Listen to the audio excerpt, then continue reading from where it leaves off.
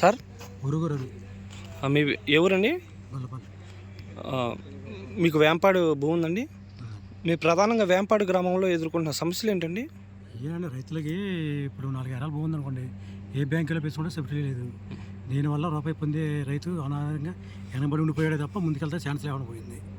కట్నాలు ఏందామన్నా ఆడపిల్లలకి ఒళ్ళు తీసుకునే పరిస్థితి ఏంటి సార్, ప్రతి ఒక్కరు కూడా ఇప్పుడు నేను గత 2-3 రోజుల నుంచి చూస్తున్నాను, ఆడపిల్లకి ఇవ్వడానికి కట్నాలకు కూడా పని చేయనటువంటి పరిస్థితి అని చెప్పేసి వేంపాడు గ్రామం భూములపై అంత చులకనగా చూస్తున్నారు. ఏంటి సార్, ఎందువల్ల? ఇప్పుడు రిజిస్ట్రేషన్లు ఆపేశారు కదండి, కదా కొన్ని రోజులు రిజిస్ట్రేషన్ అయినా ఇప్పుడు రిజిస్ట్రేషన్లు ఆపేశారు.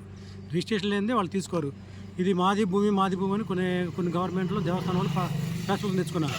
ప్రతి వాళ్ళు తిరిగి ఏమంటే దేవుని భూమి అంటారు, కానీ మా భూమి మా రైతులది ఇది.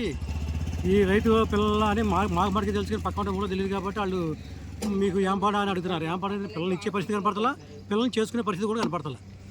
మీరు ప్రధానంగా కోరుకునేది ఏంటి ఇప్పుడు?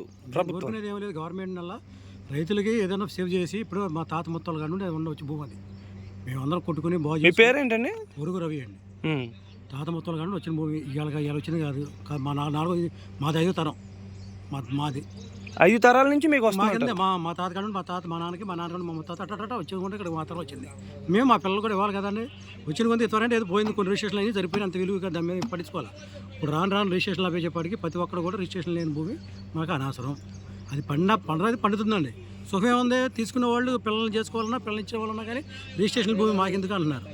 దాని మూలన రైతు కూడా ఏదైనా బ్యాంకులో లోన్ తీసుకుందామన్నా కానీ చిన్నకారు రైతు ఉన్నారు. సో ఆ ఫెసిలిటీ లేదు.